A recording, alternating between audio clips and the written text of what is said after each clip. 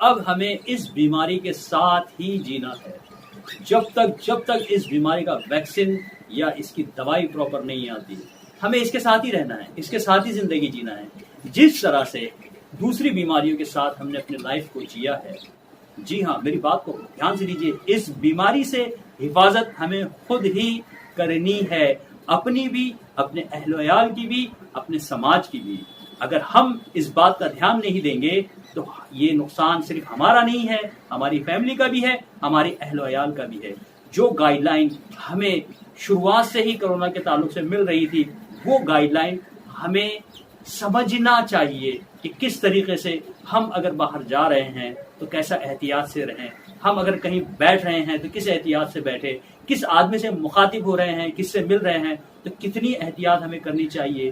چاہے ہمیں دکان پہ جانا ہو، فیکٹری میں جانا ہو یا بازار میں جانا ہو، ہمیں سوشل ڈسٹینس کو مینٹین رکھنا ہی پڑے گا. اور اس بات کا احتیاط ہمیں کرنا پڑے گا کہ جب ہم باہر سے واپس آ رہے ہیں تو ہم اپنے گھر میں کیسے داخل ہوں اور کیسے رہیں. آنے والے دور میں آپ یہ دیکھو گے کہ ہر سوسائٹی میں ایک کوارنٹائن سینٹر ہوگا، ایک فلیٹ ہوگا. اس کی امیدیں جتائی جا رہی ہے. دیکھیے جن کے بڑے بڑے گھر ہیں انہوں نے تو اپنے گھروں میں بھی آئسولیشن سینٹر بنایا ہے. ہر سوسائٹی میں ایک آئسولیشن سینٹر بھی آپ کو دیکھنے کو مل سکتا ہے. ایسے آپ کو پرائیویٹائزیشن طور پہ یہ چیزیں بھی آپ کو دیکھنے کو ملے گی کہ لوگ آئسولیشن سینٹر بنائیں گے، ایک کامن آئسولیشن سینٹر بنائیں گے. تو اس بیماری کو اگر ہم کو لڑنا ہے، اس بیماری کو ختم کرنا ہے تو یاد رکھیے یہ بیماری ختم نہیں ہوئی ہے.